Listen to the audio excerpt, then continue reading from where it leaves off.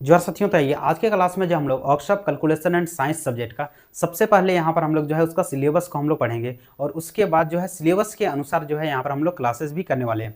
तो जो भी छात्र आईटीआई के सेकेंड ईयर में हैं या आईटीआई कंप्लीट कर चुके हैं और उसके बाद कोई कॉम्पिटिटिव एग्जाम की तैयारी कर रहे हैं जैसे ISRO, DRDO, NTPC, railway technician, तो वहाँ पर भी जो है इससे जुड़ी प्रश्न पूछे जाते हैं। तो चलिए आप लोग वीडियो पे बने रहिएगा। तो आइए सबसे पहले जो है इसका हम लोग सिलेबस को देखते हैं। देखिए ये जो सिलेबस है ये आपका जुलाई 2022 में जो है इसको रिवाइज किया गया है और अभी पूरे भारत में जितने भी आईटीआई हैं सभी जगह इसी रिवाइज सिलेबस के अनुसार क्लासेस चल रहे हैं। तो आइए इसका सिलेबस को सबसे पहले यहाँ पर हम लोग देखते हैं। ये देखिए इसका मेन जो सिलेबस है, जो टॉपिक्स सबसे पहला जो देख रहे हैं यहाँ पर आपका फ्रिक्शन के बारे में हम लोग को पढ़ना है। दूसरा नंबर में सेंटर ऑफ ग्रेविटी। तीसरा जो देख रहे हो area of cut out regular and irregular surfaces. Fourth number जो देख रहे हो इलास्टिसिटी। 5 में हीट ट्रीटमेंट और 6 में आपका एस्टिमेशन एंड कॉस्टिंग। यानी ये 6 आपका चैप्टर जो है इसको हम लोग को सेकेंड ईयर में पढ़ना रहता है। इसके लिए टाइमिंग जो दिया गया है वो देखिए यहाँ पर पहला जो टॉपिक है या चैप्टर है फ्रिक्शन, इसको 6 घंटा में कंप्लीट करना है। सेंटर ऑफ ग्रेविटी को 4 घंटा में पढ़ना है हम लोग को। और तीसरा नंबर जो देख रहे हैं इसके लिए 8 घंटा का टाइमिंग दिया हुआ है। इलास्टिसिटी के लिए 2 ही घंटा है। हीट एंड ट्रीटमेंट के लिए भी आपका 2 घंटा है और एस्टिमेशन एंड कॉस्टिंग को हम लोग को 6 घंटा में कंप्लीट करना है। इसका विस्तार पूर्वक यहाँ पर हम लोग टॉपिक के साथ देखेंगे। देखिए फ्रिक्शन में हम लोग को क्या क्या पढ़ना होता है। फ्रिक्शन में देखिए advantage and disadvantages of friction, यानी एडवांटेज और डिसएडवांटेज जानना है हम लोग को फ्रिक्शन का। उसके बाद law of friction, coefficient of friction, angle of friction, simple problems related friction. Next friction and lubrication, lubrication और फ्रिक्शन के बारे में पढ़ना है। Coefficient of friction, applications and effect of friction is in workshop practice. Workshop practice में इसका क्या application है और इसका क्या इफेक्ट होता है इसके बारे में हम लोग को जानना है। Centre of gravity, centre of gravity and it's practical application, इसका प्रैक्टिकल एप्लीकेशन क्या होता है उसको भी हम लोग पढ़ेंगे। नेक्स्ट आते हैं area of cut out regular surfaces and irregular surfaces, ठीक है, जिसमें हम लोग को पढ़ना रहेगा क्या, circle, segment, sector of circle, इन सब का हम लोग को निकालना रहेगा। रेगुलर सर्फेसेस, ठीक है। उसके बाद area of irregular surfaces and application related to solve problem.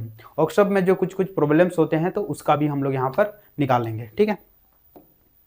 Next आते हैं यहाँ पर इलास्टिसिटी के बारे में पढ़ना है। इलास्टिसिटी में क्या क्या पढ़ना है, देखिए इलास्टिक एंड प्लास्टिक मटेरियल के बारे में जानना है। स्ट्रेस स्ट्रेन के बारे में पढ़ना है, देयर यूनिट्स जानना है हम लोग को। यंग मॉडुलस ऑफ इलास्टिसिटी, उसके बाद अल्टीमेट स्ट्रेस और वर्किंग स्ट्रेस के बारे में जानना है।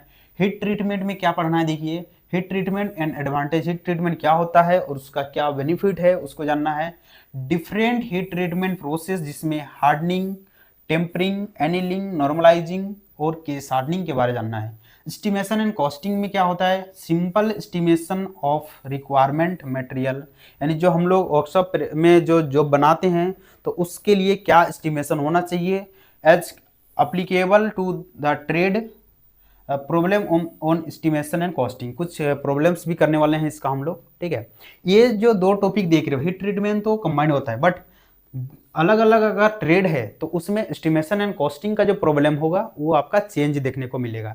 ये यहाँ पर जो आप देख रहे हो ये आपका सिलेबस में दिया हुआ है बट वो ट्रेड रिलेटेड अलग अलग होगा, ठीक है। चलिए अब हम लोग आते हैं टॉपिक पे। देखिए सबसे पहले हम लोग को पढ़ना है क्या, फ्रिक्शन के बारे में हम लोग को जानना है, ठीक है। आइए सबसे पहले हम लोग फ्रिक्शन समझते हैं। फ्रिक्शन को हिंदी में कहा जाता है क्या, घर्षण। घर्षण किसको बोलते हैं, तो हम लोग को मालूम है कि घर्षण बल हम लोग स्टार्टिंग में 8-9 क्लास में हम लोग पढ़ के आ चुके हैं।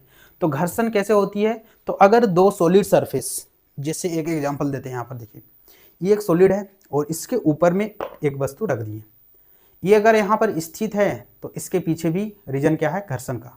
और इन दोनों के ऊपर में इस तरह से अगर हम मूवमेंट कर रहे हैं तो इन दोनों वस्तु के बीच में जो घटना हो रही है उसको क्या क्या कहा जाता है, घर्षण कहते हैं। यानी कोई भी दो वस्तु के बीच में, यानी दो वस्तु को, दो सॉलिड सरफेस को अगर हम एक दूसरे के ऊपर में रख के अगर हम रफ करते हैं इस तरह से, तो इन दोनों के बीच जो घटना होती है उसको क्या कहा जाता है, घर्षण कहा जाता है, ठीक है। अब इसमें देखिए क्या होता है, घर्षण बल होगा। घर्षण बल कौन सा होगा उसको समझेंगे सबसे पहले, ठीक है। तो इधर से हम इस पे बल लगा रहे हैं, तो ये हम बल लगा रहे हैं इस पे, तो ये क्या होगा, ये पुलिंग फोर्स हो जाएगा, हम बल लगा रहे हैं। और ये जो नीचे वाला जो सरफेस है इस वस्तु पे कहीं ना कहीं कुछ ना कुछ रोक रहा है, ठीक है, तभी तो ये यहाँ पर रुका हुआ है।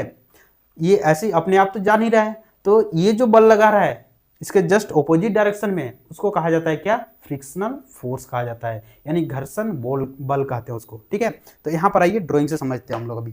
ठीक, और इसका डिफिनेशन भी हम लोग देख लेते हैं। ठीक है, डिफिनेशन आप लोग यहाँ पर देखते चलिएगा, नोट्स कर लीजिएगा।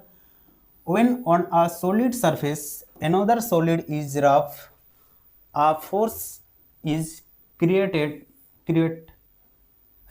होगा यहाँ पर between the two solid which act in the opposite direction of motion. This force is called frictional force। ठीक है, this phenomenon is called friction। जैसे देखिए अभी हम आपको दिखाए थे, एक ये आपका मान लेते हैं रफ सरफेस है, ठीक, और उसके ऊपर में कोई भी वस्तु को यहाँ पर रख दिए हैं। ये मान लेते हैं वस्तु है m द्रव्यमान इसका है, और इस वस्तु को हम यहाँ पर रख दिए हैं। ठीक है, अब क्या होगा, ये अगर यहाँ पर अवस्थित है तो उसके भी पीछे रीजन क्या है, फ्रिक्शन का। ये फ्रिक्शन के कारण ही, यानी ये रफ सरफेस है जिसके कारण ही ये वस्तु यहाँ पर स्थित है। अगर ये रफ नहीं होता तो ये क्या होती, ये वस्तु यहाँ पर स्थित नहीं रह सकती। ठीक है, वो फिसल के कहीं ना कहीं वो चल जाती।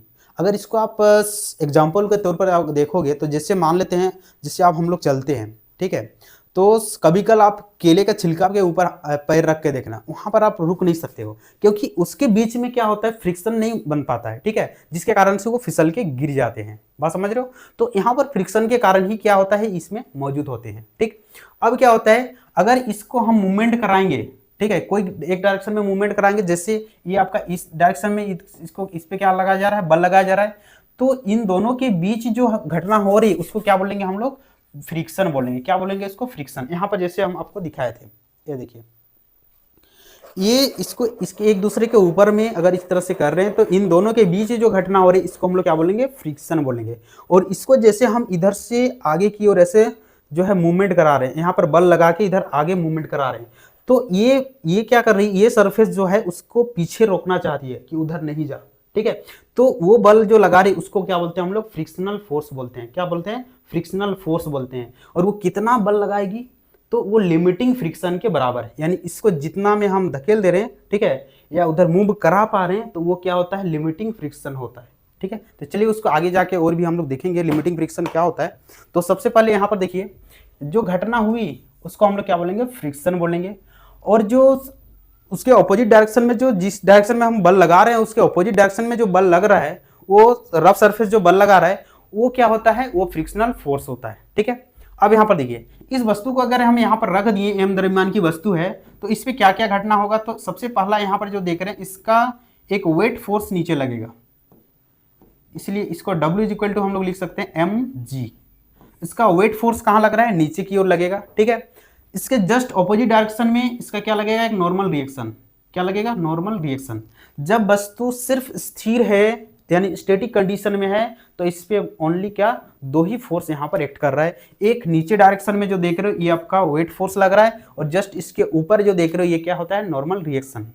बट इसको अगर हम मोशन में लाना चाहेंगे, गति पे ला रहे हैं, तब क्या हो रहा है, देखिए इस पे दो चीज रहेगा, एक वेट फोर्स रहेगा और ऊपर की ओर नॉर्मल रिएक्शन रहेगा। लेकिन इसको हम गति में ला रहे हैं इस डायरेक्शन में, तो यहाँ पर बल लगा रहे हैं F, कुछ ना कुछ फोर्स लगाएंगे। ठीक है, और उसके ऑपोजिट डायरेक्शन में यहाँ पर एक फोर्स लगेगा, किसके द्वारा, जो रफ सरफेस है उसके द्वारा। तो इसको यहीं पर दिखाया गया है। और ये फोर्स कितना होगा, तो इस फोर्स को बोलते हैं फ्रिक्शनल फोर्स। और ये फोर्स कितना होगा, तो इसके बराबर ही होगा। ठीक है, लगभग इसके बराबर होगा, तो उसको बोला जाता है लिमिटिंग फ्रिक्शनल फोर्स। किसके बराबर होगा, यदि जो पुलिंग फोर्स है उसके बराबर ही फोर्स यहाँ पर लगा है, ठीक है, इसमें, और वो जस्ट मूव करने वाला है, तो उसको बोला जाता है क्या, लिमिटिंग फ्रिक्शनल फोर्स बोलते हैं। ठीक है, यानी इसके बराबर ही क्या होता है, ये आपका फ्रिक्शनल फोर्स होता है।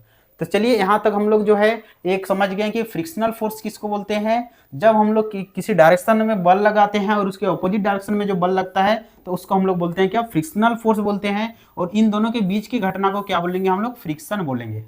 आइए अब हम लोग इसका और चीजें देखेंगे। देखिए, type of friction, type of friction यानी कितने टाइप का फ्रिक्शन आपको देखने को मिलेगा।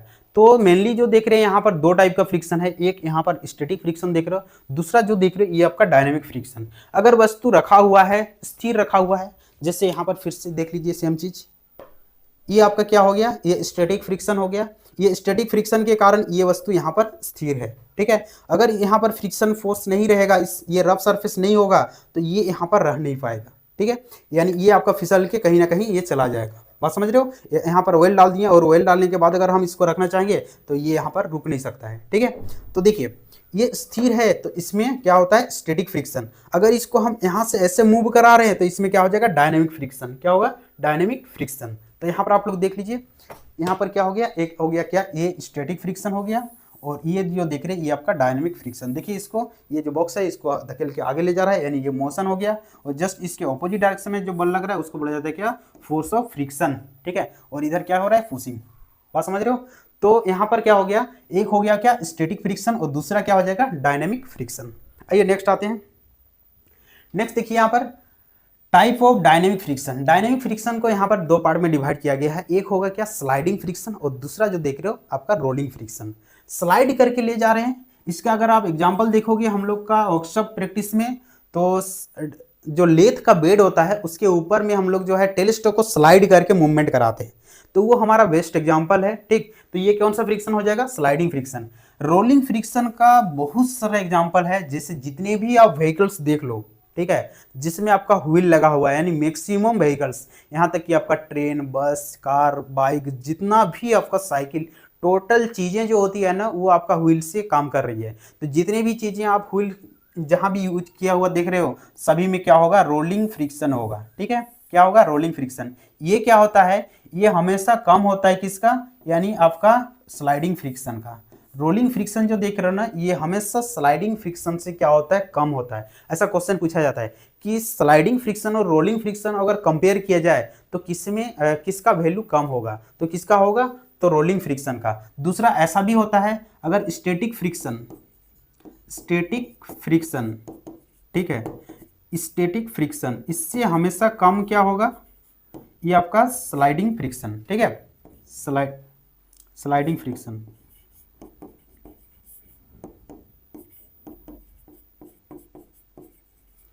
और स्लाइडिंग फ्रिक्शन से लेस होगा क्या, rolling friction.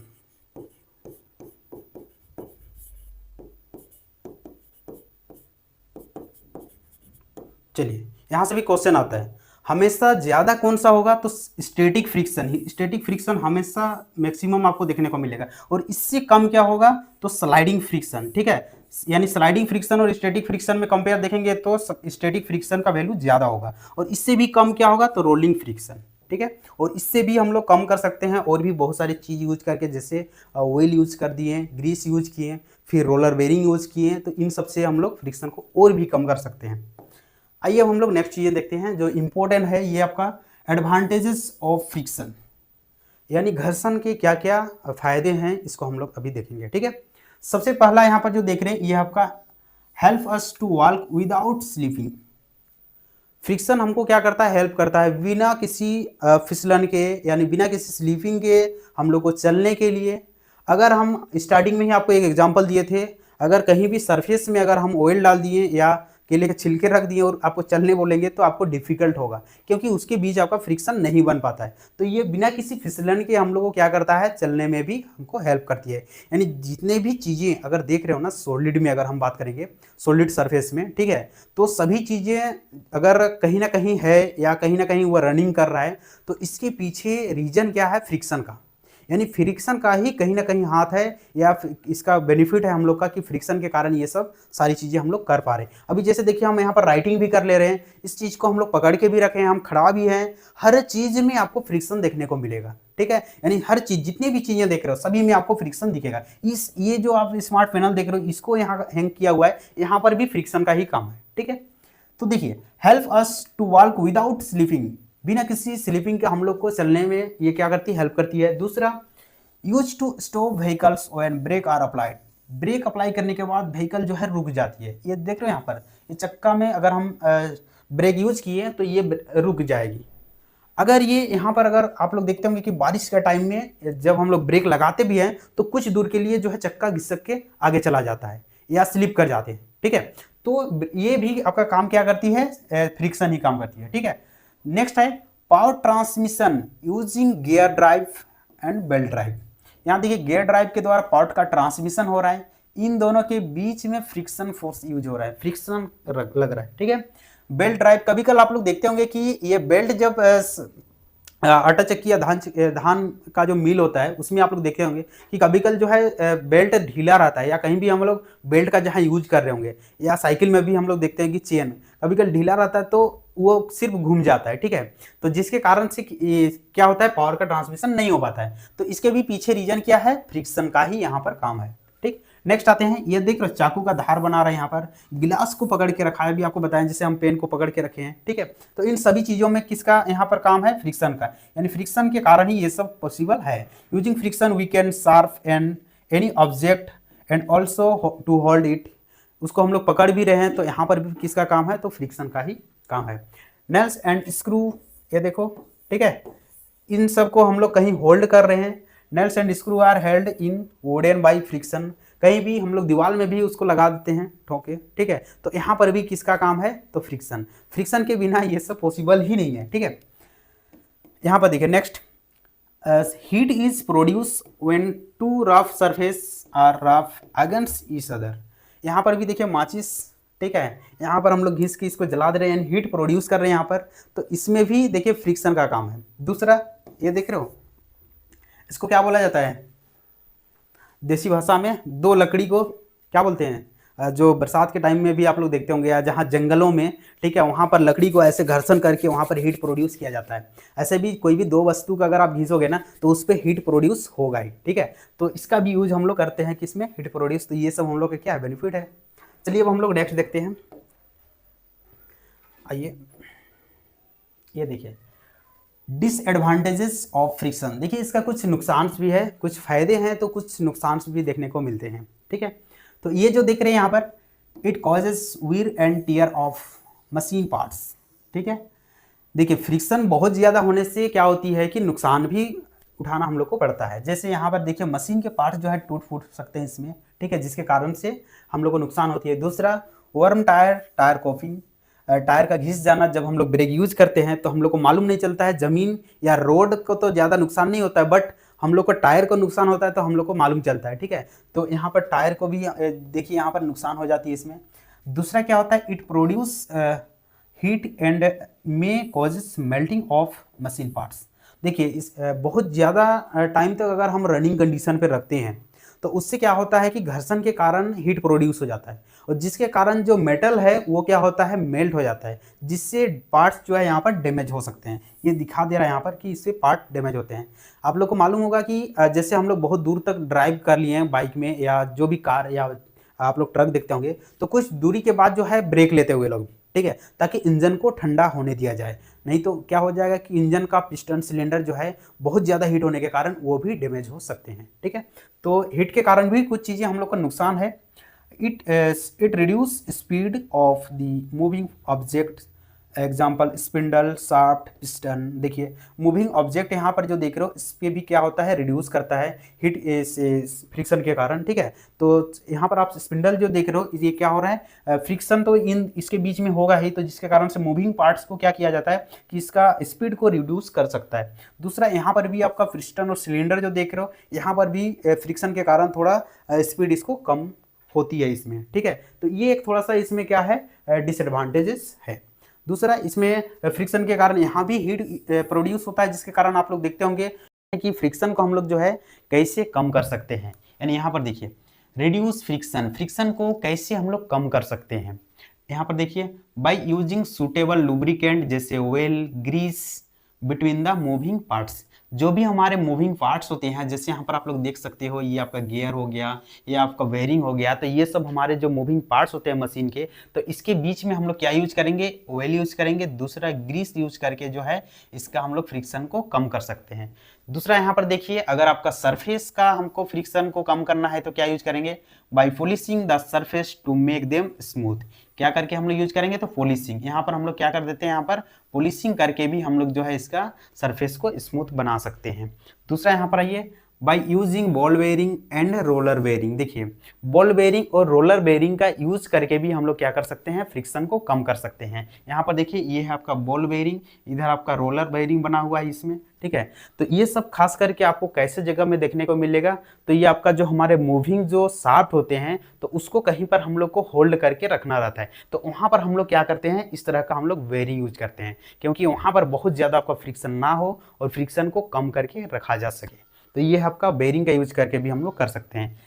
By the use of wheel, देखिए व्हील का यूज करके भी हम लोग फ्रिक्शन को कम करते हैं। यहाँ पर आपको दिखाया गया, देखिए स्लाइडिंग फ्रिक्शन।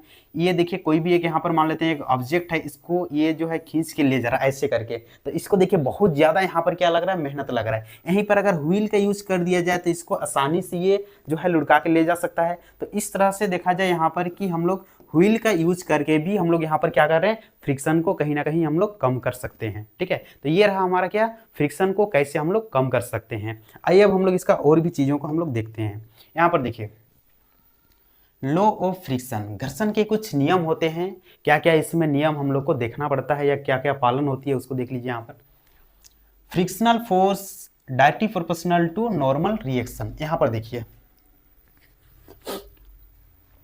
ये मान लेते हैं कोई m मास का एक यहाँ पर ऑब्जेक्ट है, ठीक है। अब यहाँ पर आप लोग को पहले भी बता चुके हैं, इसके ऊपर में जो है ये क्या नॉर्मल रिएक्शन और नीचे क्या लगता है, वेट फोर्स। अब इसको हम लोग क्या करते हैं, मूव करते हैं, कोई भी एक डायरेक्शन में मूव करते हैं। तो यहाँ पर F लगा हुआ है, तो इस डायरेक्शन में ये क्या हो रहा है, मूविंग हो रहा है, यानी इसका मोशन का डायरेक्शन ये है, ठीक है। मोशन इस डायरेक्शन में, आप लोग को बताए थे कि मोशन के जस्ट ऑपोजिट डायरेक्शन में क्या होता है, इसका फ्रिक्शनल फोर्स लगता है। क्या लगता है, frictional force.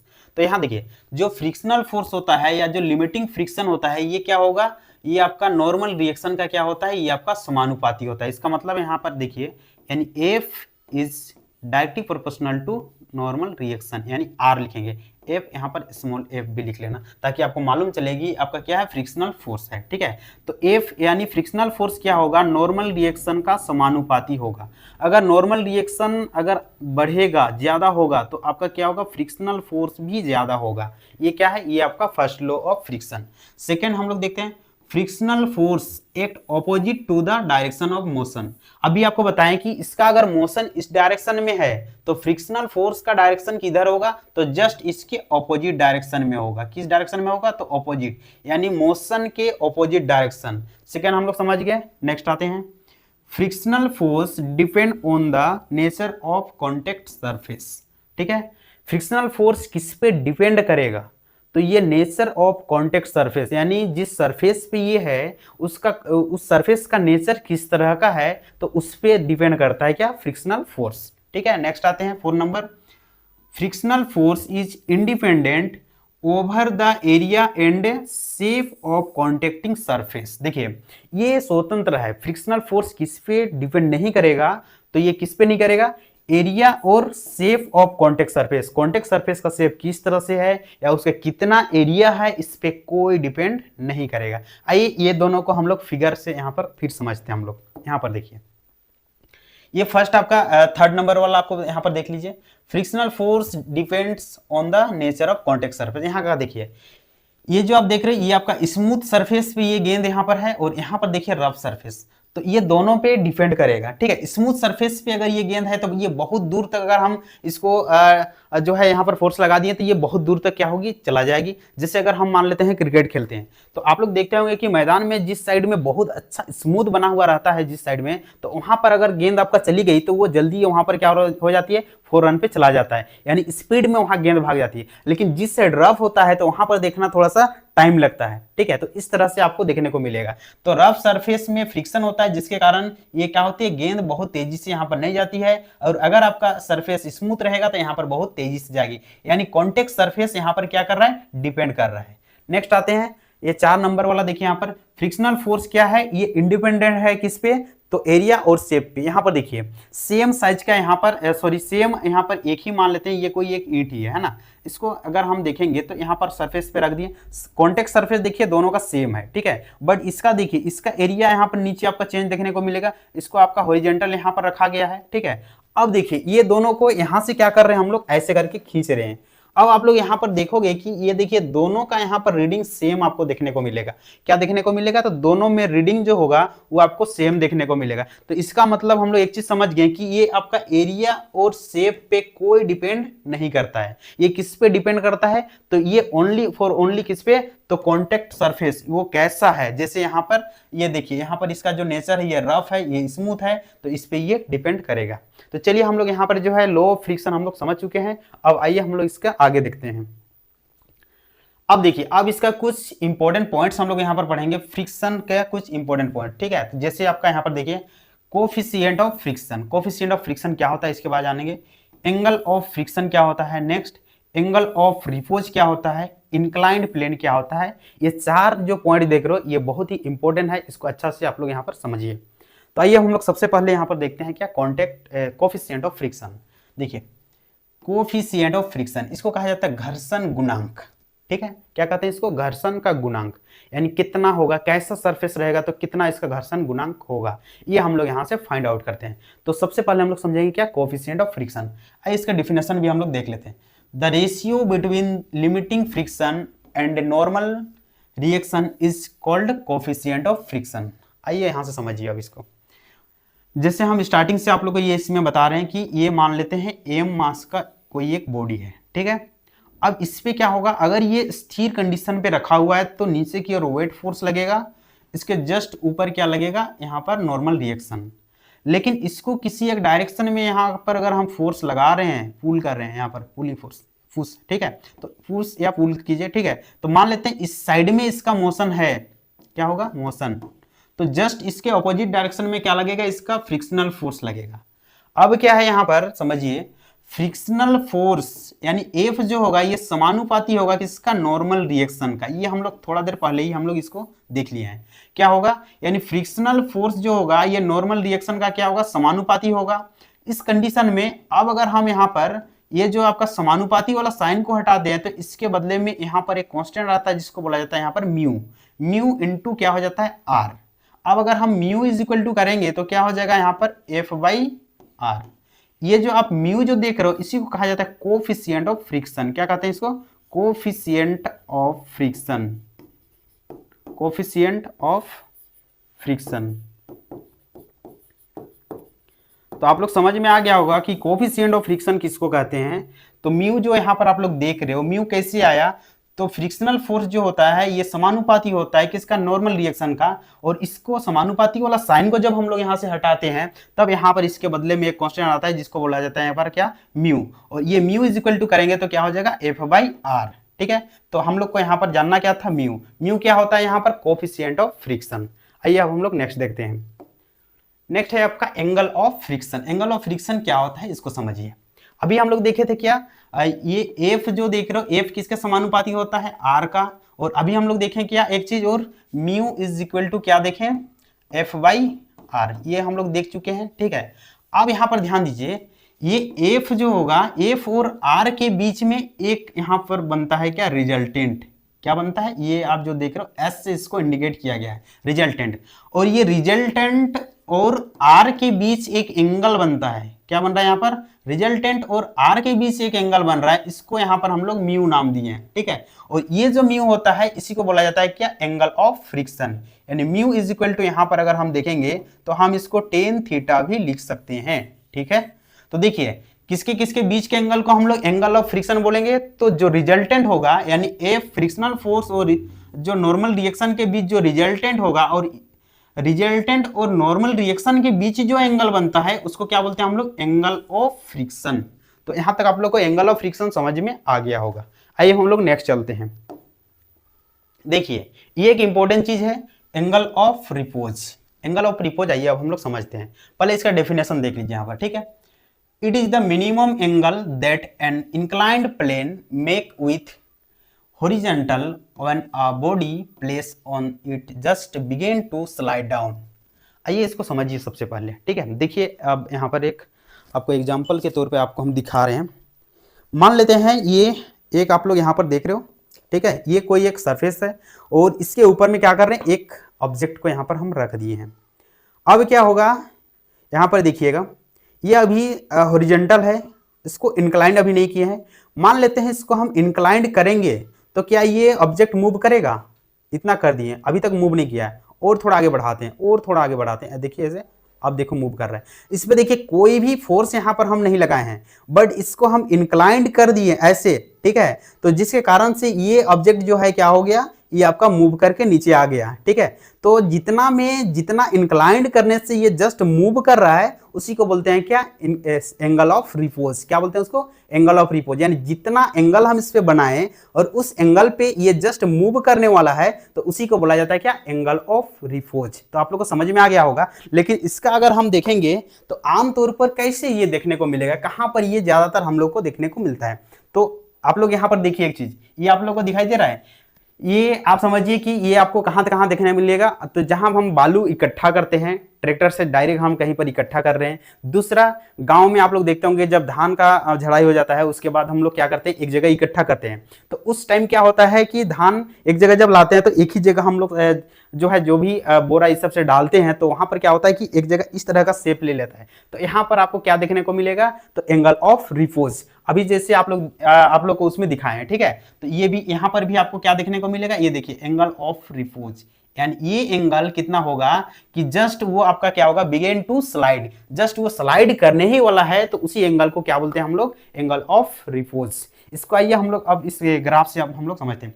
In equilibrium the friction force is equal to the components of the gravitational force that act parallel to the plane. देखिए यहां पर क्या बोल रहा है, फ्रिक्शनल फोर्स जो होगा, ये जो फ्रिक्शनल फोर्स होगा ये किसके इक्वल होगा, तो ये आपका ग्रेविटेशनल फोर्स के इक्वल होगा। ये किसका, तो उसके कंपोनेंट्स का। जैसे देखिए फ्रिक्शनल फोर्स यहां पर हम F ले लेते हैं, F फ्रिक्शनल फोर्स, और इसके साथ क्या है, तो यहां पर आपका B इसका कंपोनेंट्स यहां पर होगा, तो क्या हो जाएगा यहाँ पर B इज इक्वल टू क्या होगा, यहाँ पर FG ग्रेविटेशनल फोर्स, ये G क्या होता है, ग्रेविटेशनल और फोर्स, ठीक है, ग्रेविटेशनल फोर्स इनटू यहाँ पर क्या हो जाएगा, यहां से यहां तक का यानी H, तो ये क्या होगा, एक दूसरे में आपका इक्वल होगा, ठीक है। तो यहां पर हम लोग को समझना क्या था, तो angle of repose. Angle of repose हम लोग देख चुके हैं। एंगल ऑफ रिपोज किसको बोलते हैं, तो इतना एंगल यानी जिसमें वो जस्ट स्लाइड करने वाला है, तो उस एंगल को बोला जाता है क्या, एंगल ऑफ रिपोज।